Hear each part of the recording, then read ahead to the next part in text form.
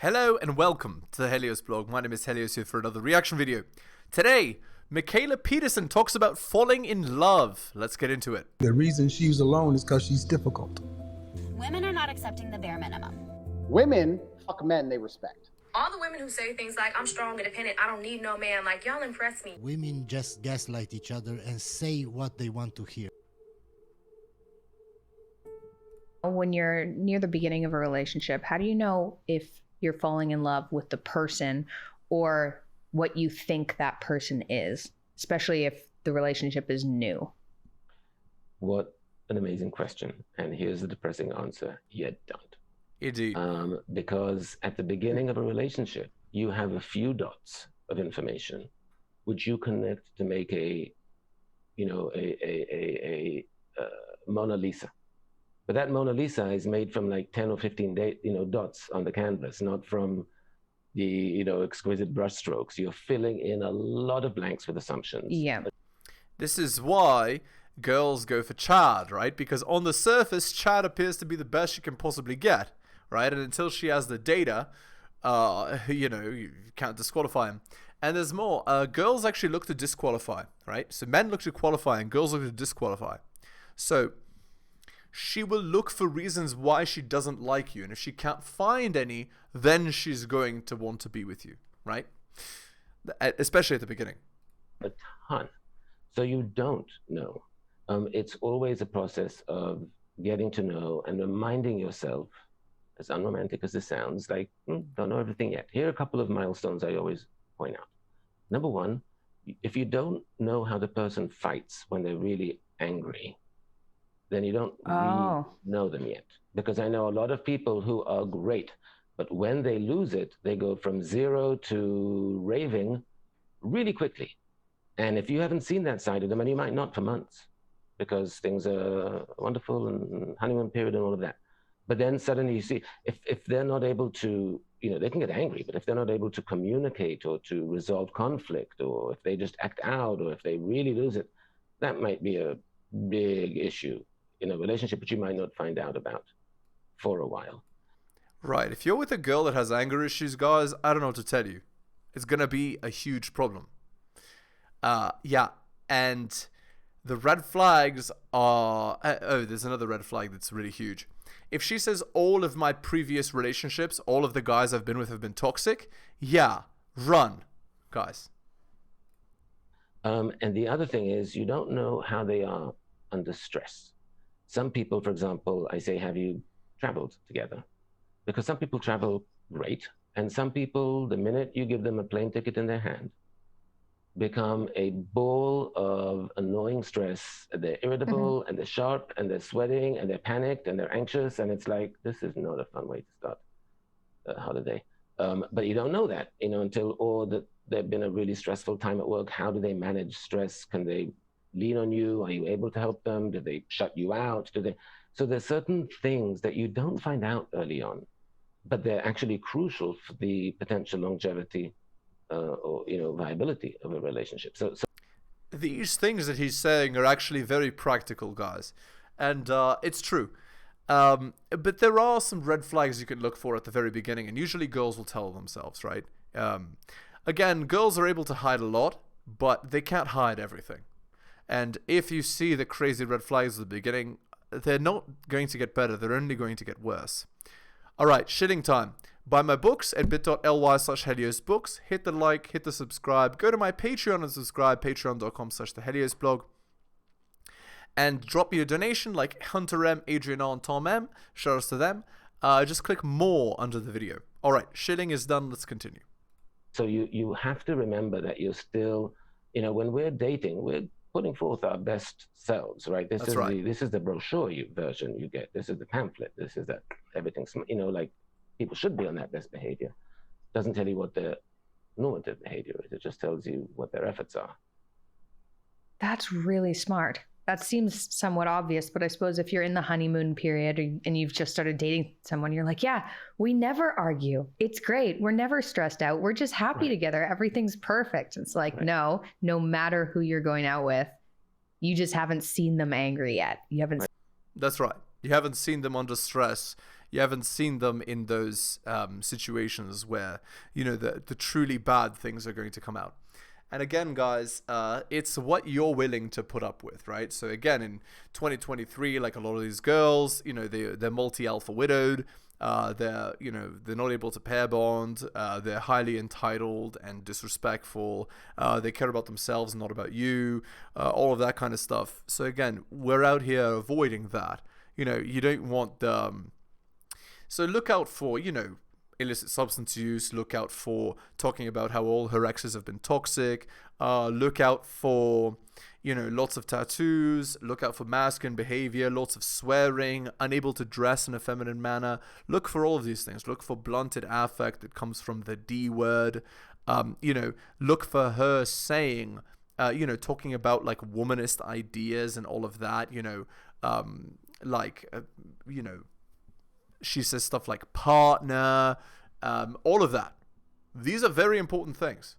And if she's saying these things, you best believe that you're going to have some problems in the future. Right. Seen them stressed yet.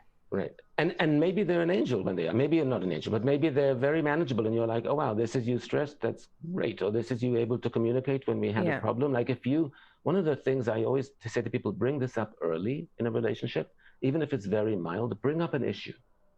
Because it's symbolic of how somebody deals. Like if you on, you know, date number 5, say, bring up and say, hey, I just wanted to bring something up. I'm really enjoying, you know, seeing you, but this is the 5th time you've been a little bit late. And I just want to say I'm someone who doesn't do well with that. So I just wanted to bring that to your attention, just to let you know that if you could make efforts, I'd really appreciate it. I understand that can happen, but you say it nicely, you say it. And if they go like, and they might say like, oh, you know what, I'm sorry. I know I'm like that. I will definitely try and make an effort. That's nice. If they go like, well, what do you mean I'm late? So I was so late. Why are you making a big deal out of it? And you said it nicely, and that's their response. That's also informative, right? But you can get that information pretty early on by being very nice in terms of how you bring up a small thing, just to see how they discuss it. Yeah, what this guy is saying is this is essentially a test, right? This is a crap test. So we as men, we very rarely do this. But I think we as men should start doing what women do, which is crap tests. So like you purposely test to see how she reacts.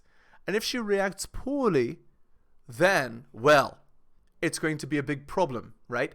And you know not to give a commitment. So, you know, one of the big crap tests that guys can do is being, you know, bedroom fun positive, right? That's the term. And basically the idea is you imply that you don't really care, you know, how many bedroom fun partners she's had or what her past is like or all of that. And that invites her to talk about her past.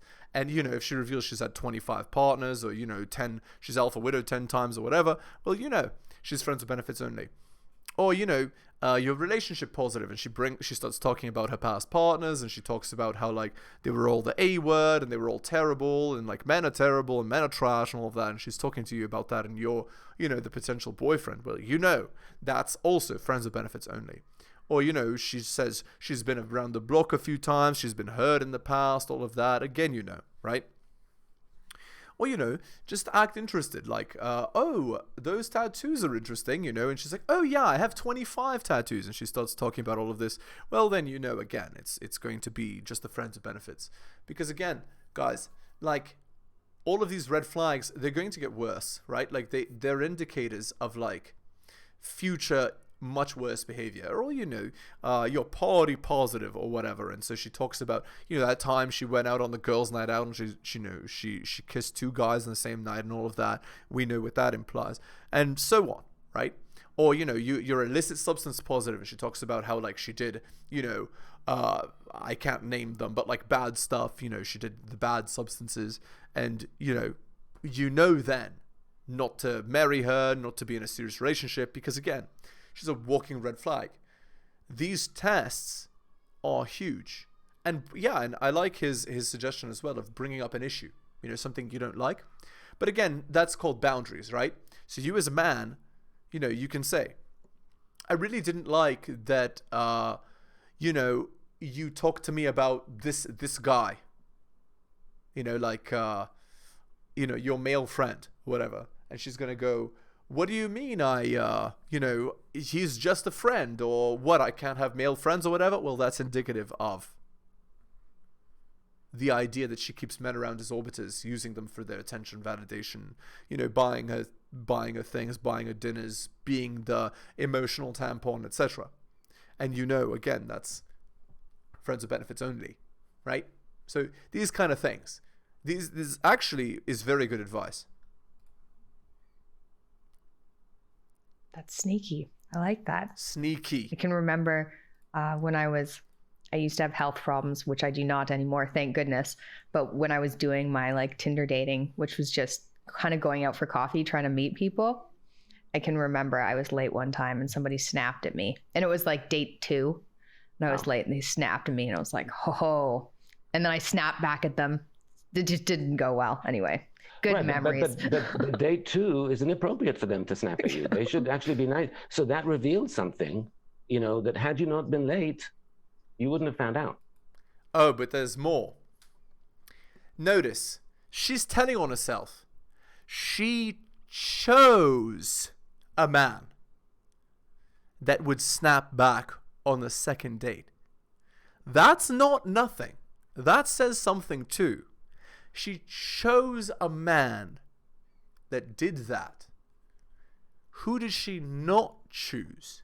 She didn't choose a nice guy. Keep that in mind, guys. It's actually very telling. Again, the girls tell on themselves. You just got to listen.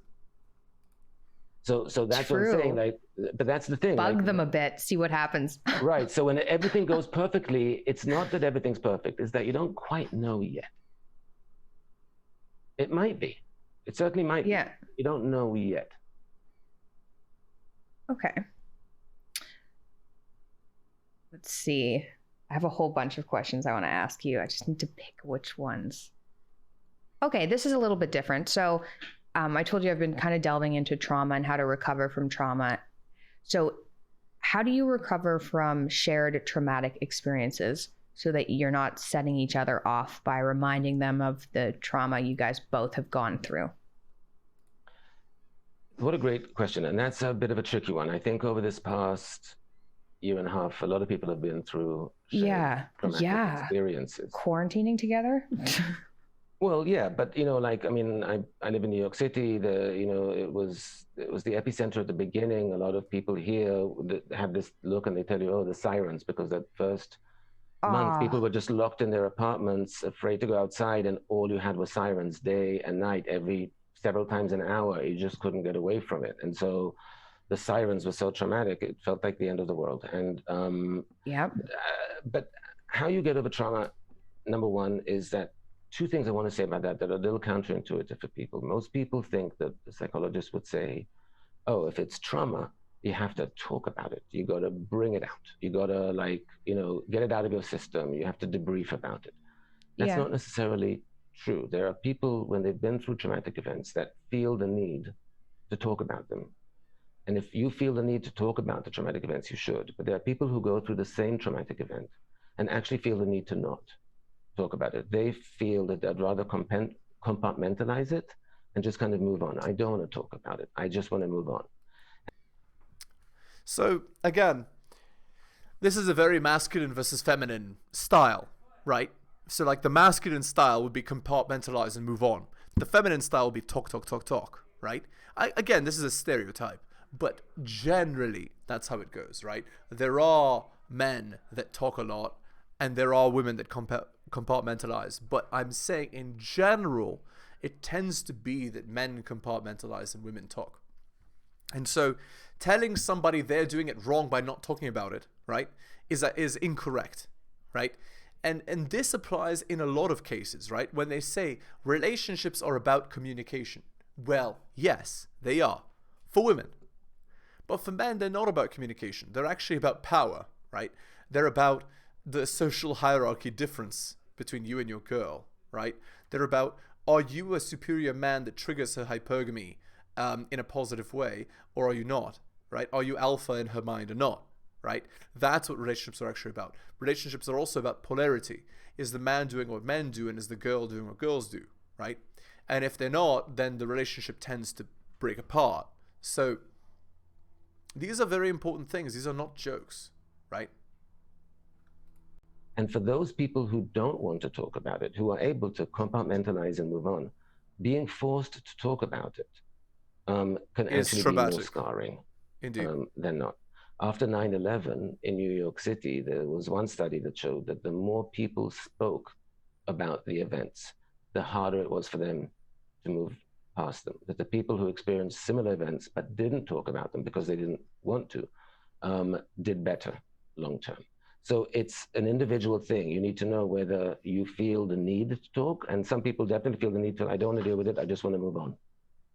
And if you're the move on type, then it's not great for you to talk. And if you're the talker type, it's important. And so that is also important when it's two people, because you hope to be matched there. I mean, often it's one person like, I really want to talk, and the other person, I really don't, because I don't want to get re-traumatized. Every time you bring up a memory, you're kind of, you're laying down that memory again. And so if you're bringing it up in a traumatic way, you're actually making that trauma worse. And so for the person who doesn't want to do it, it's not wise for them to, then maybe the other person should find, someone to talk to who does want to talk about things. Yeah, again, he's not talking very clearly about if it's a man or a woman that does this. But generally, what happens is women want to talk about everything and men don't, right? And he's actually giving very good advice here. So if you're a man and you don't want to talk about it, you shouldn't talk about it. And if she wants to talk about it, you can tell her that she should talk to somebody who wants to talk about it, right? So again, this is the kind of thing that happens, like, you know how sometimes when girls argue, they argue by bringing up the past.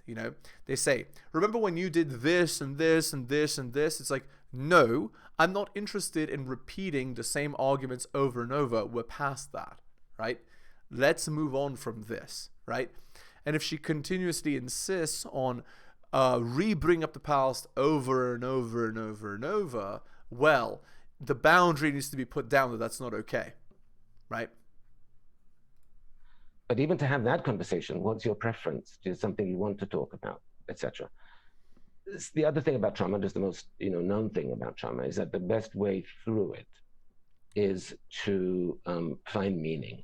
And you can only do that in a certain distance of time and emotional distance. But to find meaning, to have a way to extract something from that event that it taught you, that it showed you, that you could make changes based on, and then it has purpose or utility, even if it was very, very difficult. And that often takes that edge off, what the trauma does, or the scars that it leaves.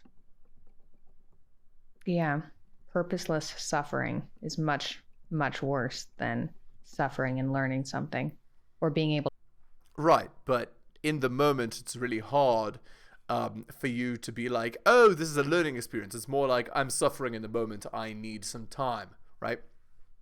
Which is why, again, guys, if you want to get over your girl, like let's say you broke up, the best strategy is to get rid of the things that trigger the memory of the person. So the gifts they bought you, the items that they left in your house, all of that, you need to get rid of all of them.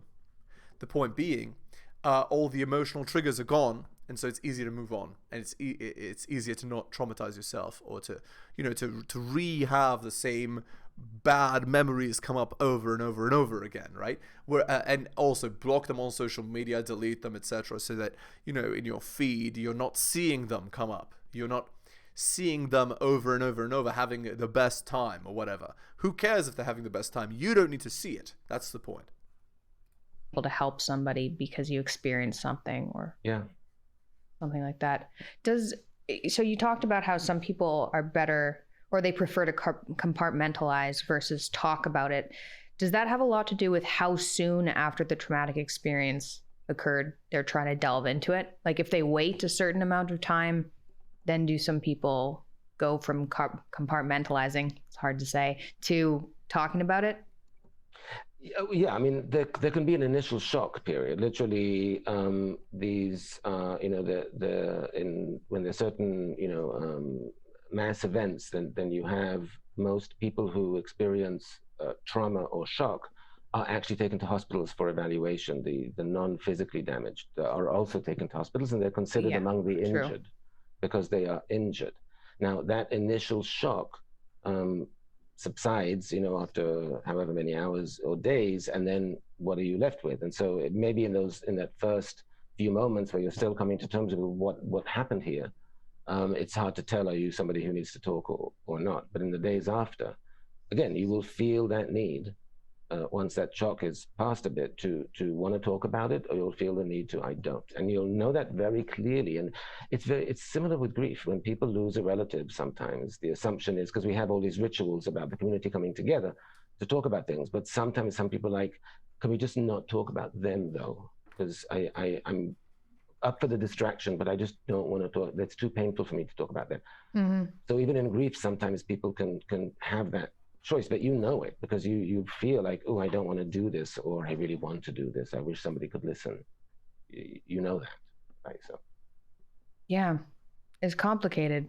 Oh, something I wanted to mention as well. Your weaknesses, your trauma, your fears, your worries, they're not for your long-term relationship. They're not for your wife to deal with. You talk to them, either you suffer in silence by yourself, or you talk with your closest male friends.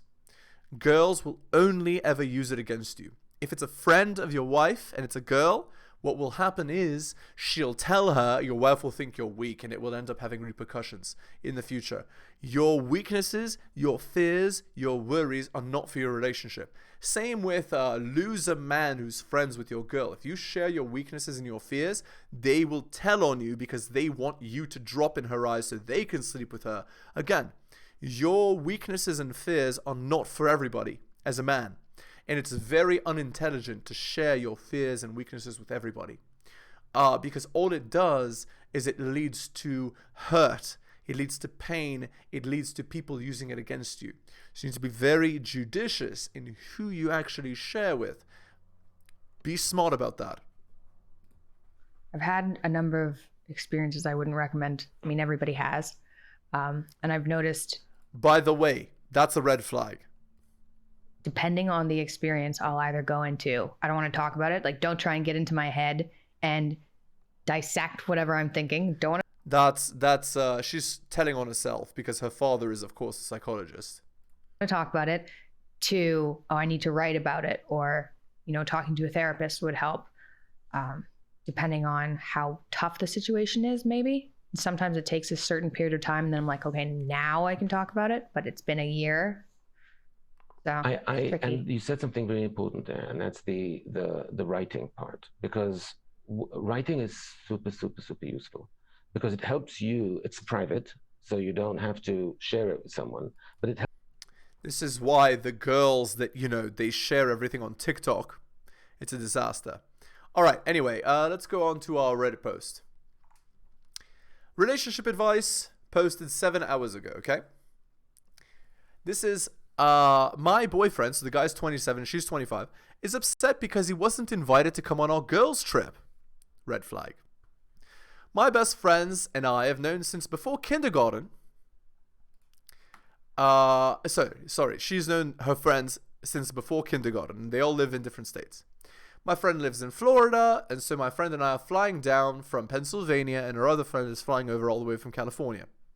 We're staying for the weekend, and we're doing this because we rarely get to spend time or even see each other. My friend just broke up with her boyfriend, and she mentioned using this trip to take her mind off of things and have fun with her friends. The two male friends in the situation are very, interested in men. For anyone confused why it's called a girls' weekend. I didn't ask if he could come because girls' trip was specifically mentioned. I don't think it's wrong of me to want to spend a weekend with friends. My boyfriend is upset because he wasn't invited to come. I told him this was specifically a girls' trip, and if anyone else had a significant other, they wouldn't be coming either. I guess what I want to get out of the way is any advice on what to say to him to make him feel better, or are we being rude by not inviting him? And edit is we've been together for over a year, and he's usually included in other activities we do. He has come to Florida in the past with me. We were visiting, and my friend also brought her boyfriend. He has met all my friends and has spent a lot of time with them except for my friend from California. It's a miracle he's even able to make it. Edit, and of course she has to mention this, even though this is cap. I also want to add I have no desire to cheat on my boyfriend. I love him very much, and we have very good bedroom fun. The best bedroom fun I've ever had. Also adding that my friends do not hook up with people, especially when we have limited time together. Also a lie. Edit again. There are 3 other girls invited that are part of our group of friends that aren't able to make it. One is married and another has a boyfriend. Neither of their SOs were invited. It's not personal. Actually, the reason they didn't come is because they respect and reflect. Reflect was a good Freudian slip. Their significant other enough to understand that you can't do this. Yeah. So, top comment. I mean, overall it seems like jealousy shouldn't be an issue. Even long-term couples do things separately. My mom has gone on much more sketchy vacations. Maybe sit down with him and see if there's anything beyond I want to be invited. Yeah, it seems like your boyfriend just feels left out. Maybe you can help him brainstorm things he can do while you're gone. Maybe you can encourage him to plan a night out with his friends during the trip. Maybe you can host a poker night or something. Again, to me, this just sounds like an excuse for the girl to go out and cheat. And she even mentioned cheating in the post, right? So it's on her mind. A girl who wasn't interested in cheating would never even bring it up, right? So, that's that, right? Okay, guys. We're going to end the video there. If you're new to the channel, liking the content, hit that sub, hit all for notifications. Go to my Patreon and subscribe. Patreon.com/theheliosblog. Again, it's patreon.com/theheliosblog. Drop me a donation like Hunter M, Adrian R, and Tom M. Shoutouts to them. Link is in the description. Just click more. Buy my books at bit.ly/heliosbooks. Take care of yourselves, everyone. Thank you for listening to the end of the video. Really do appreciate it. And I'll see you next time.